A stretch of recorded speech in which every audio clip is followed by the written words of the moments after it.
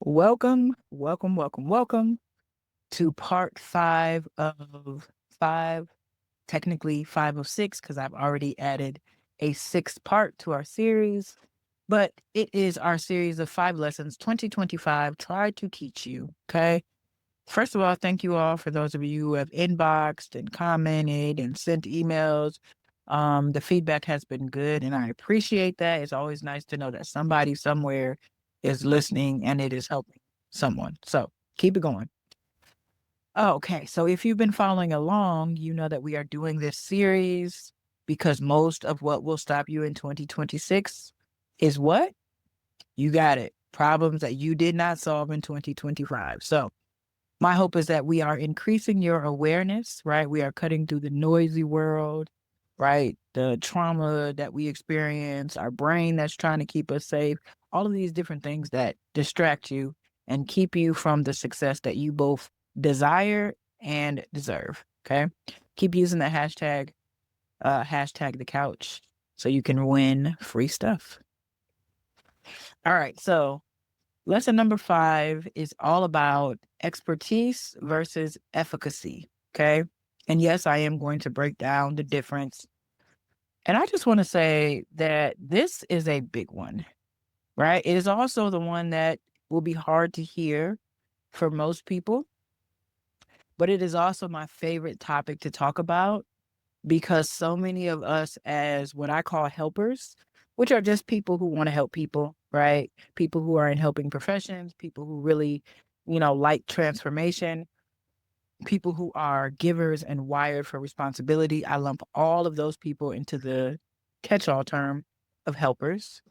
And people who are helpers really do have a desire to serve people well. They really do want to operate in excellence and have great client outcomes. It is not a lack of intention, or better yet, it is not a lack of desire, right? Every once in a while, I run across a scammer. Well, I personally don't run across any scammers, but every once in a while, I hear a story about scammers. But I am of the belief that most coaches, service providers, etc., are not those people. Okay.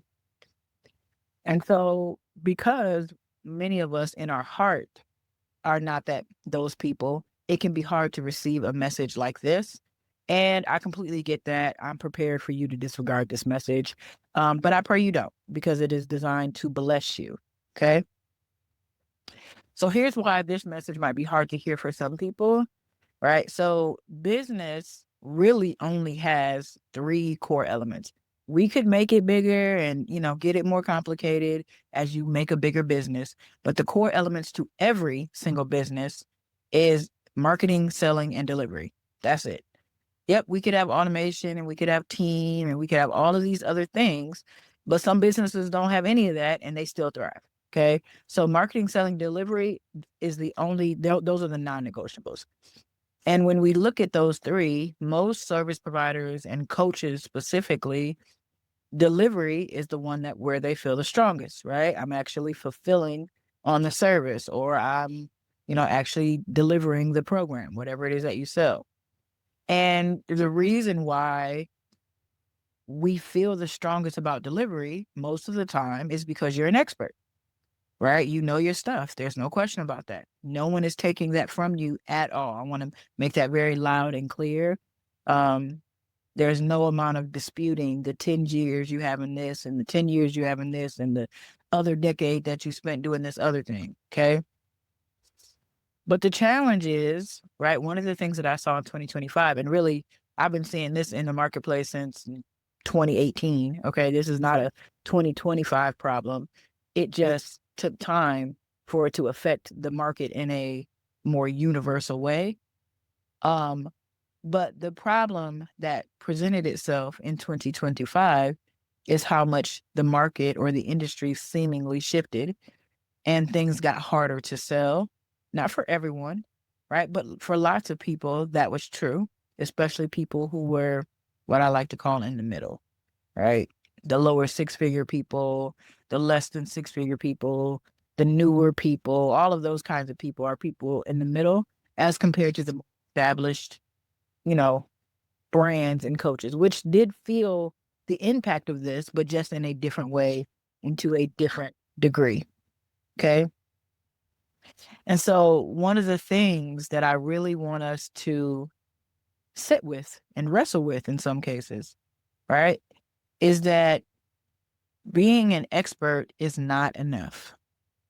Being an expert is the starting spot. It's not the ending spot, right? It's not that it's not valuable. I am also an expert. I value my expertise.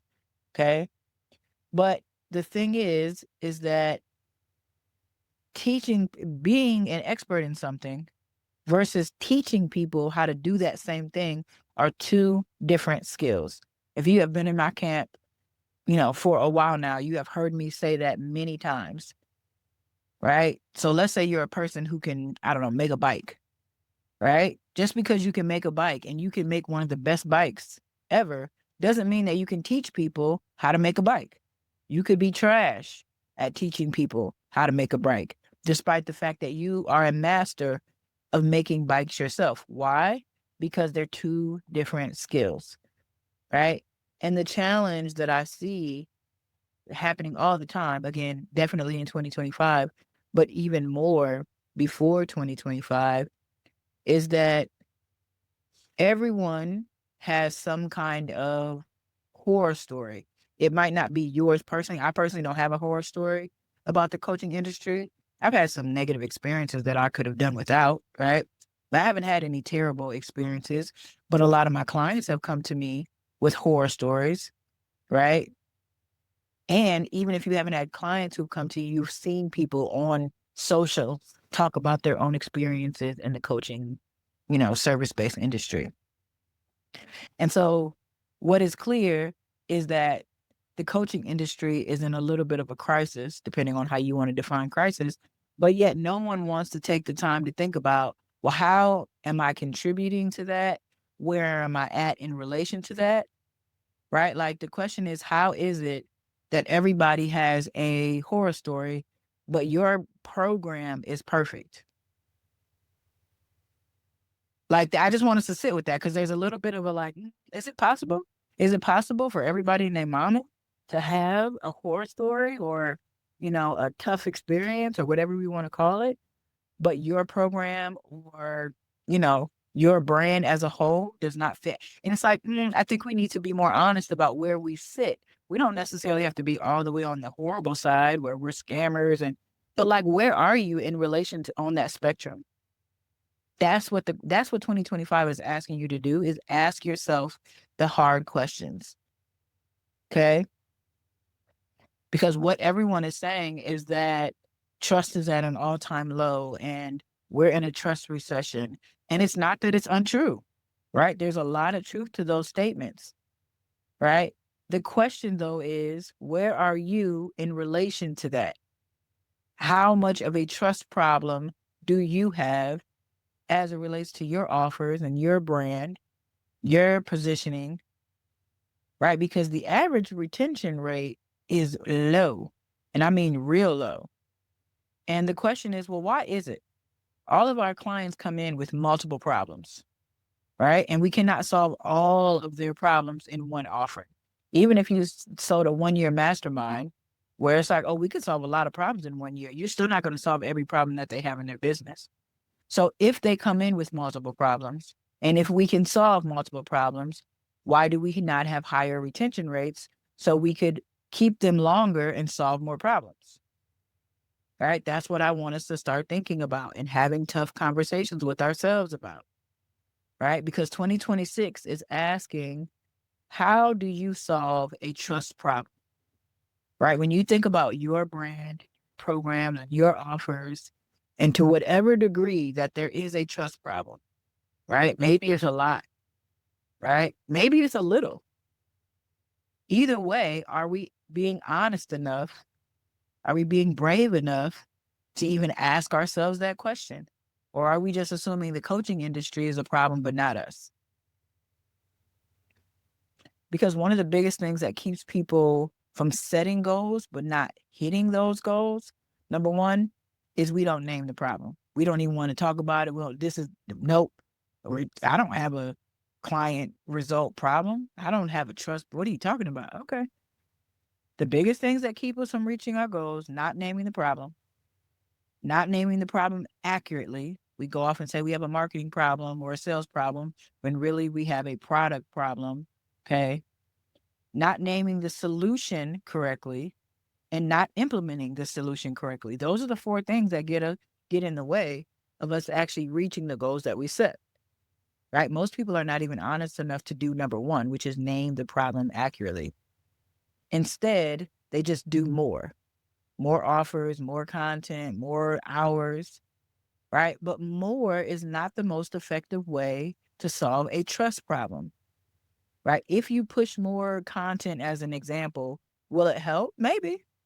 Yep, it might help, but it won't help very much because it's like pouring water in a leaky bucket, right? You can only get clients one of two ways. Like you only grow business one of two ways. You either get a new client or you retain an old one. That's it. Those are the only two options that you have. And guess which one is easier? We already know retaining a new client, right?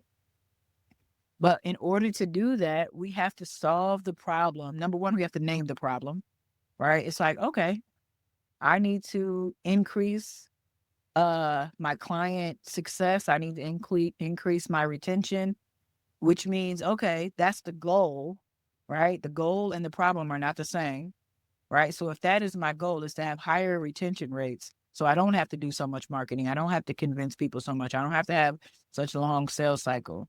Well, then my problem is I have a trust problem. Okay, well, how do we solve a trust problem? Oh, this is a great example. Let me tell you this story, okay? I had a conversation with a man, right? I have a lot of conversations with men. Um, for whatever reason, they tend to trust me quite a bit, okay?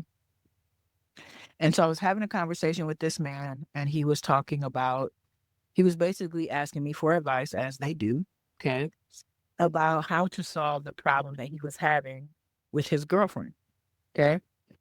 And in short, the man had cheated on his girlfriend, okay? It happened months prior, and they had decided to stay together, okay? And the most current issue that he was bringing to me was that she had went through his phone and um basically asked him about somebody on social media, who is this girl, kind of thing, okay? Now the good thing is he wasn't mad that she went through the phone. He understood, you know, this is what comes with broken trust, right? But even though he wasn't necessarily mad that she went through the phone, he was tired, right? Again, the incident happened, months prior.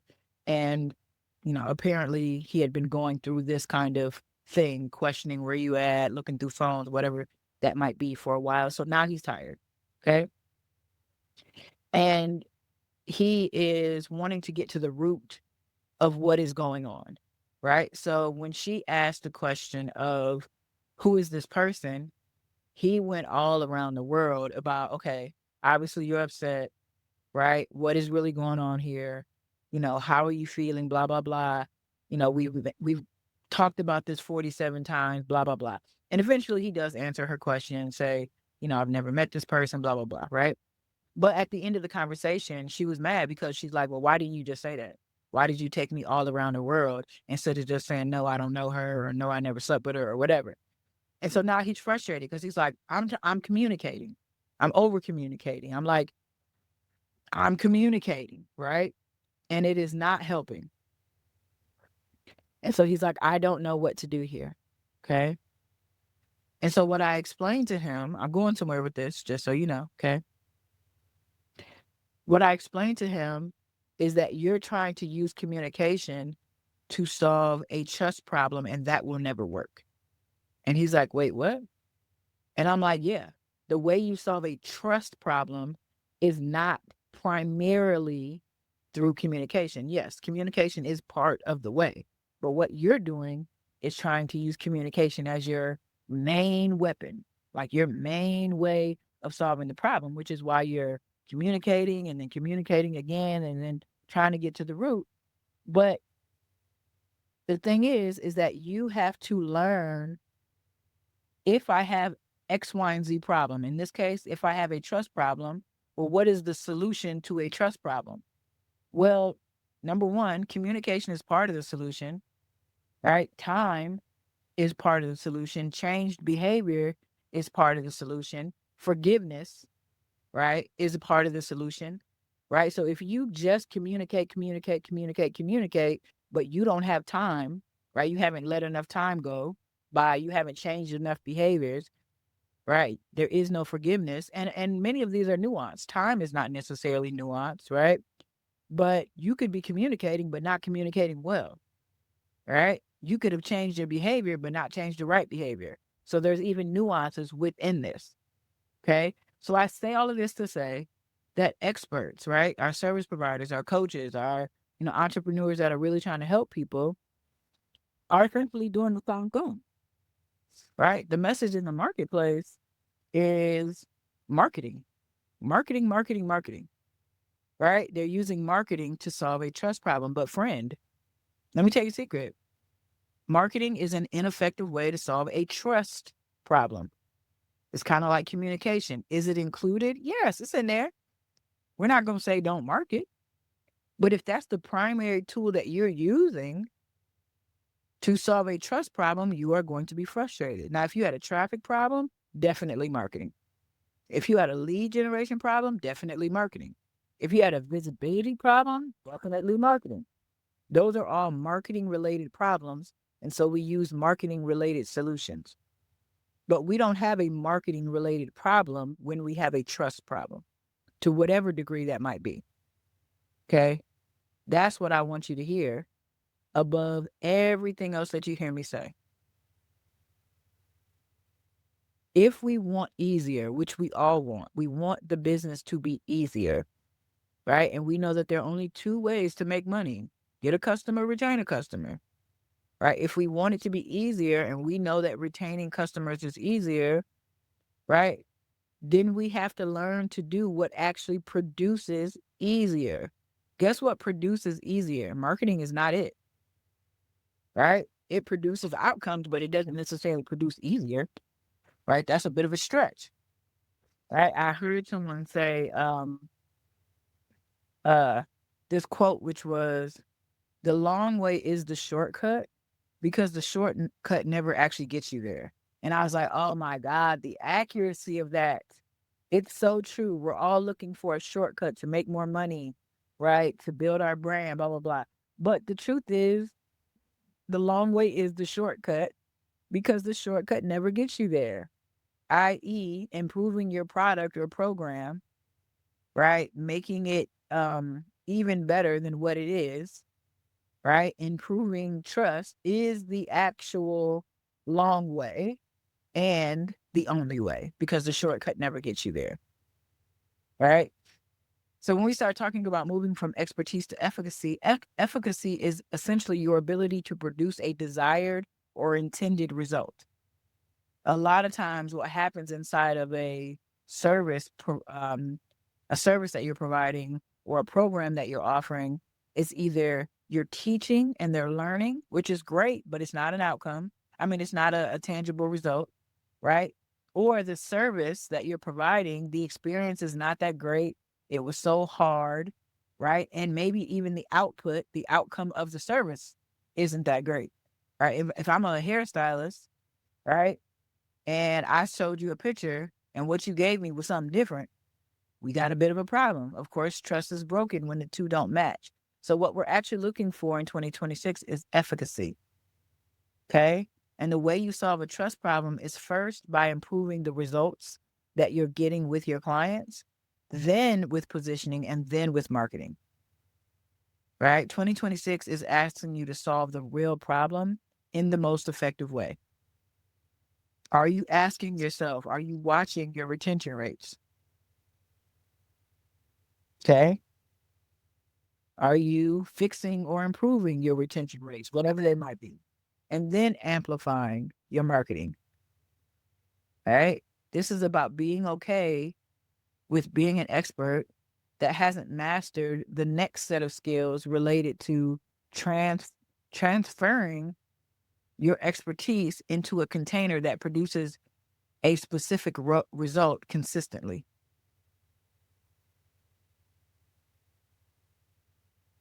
I just wanted that dramatic pause. Okay. I just want that to sit with you because the online space only cares about marketing. That's what they love.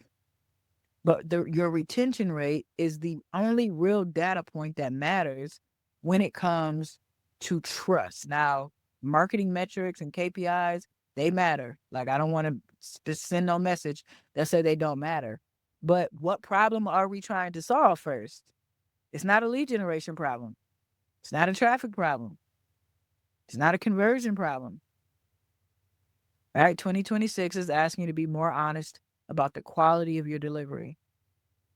And then about how much time and energy and money that you're spending with improving whatever outcome or whatever result you got there. If I said, "Ooh, my retention rate is super low," okay, am I dedicating time to fixing that?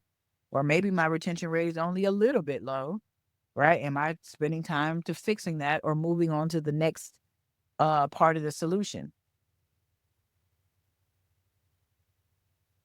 And when you allow yourself to embrace this concept of expertise versus efficacy, you'll watch the trust become a non-issue.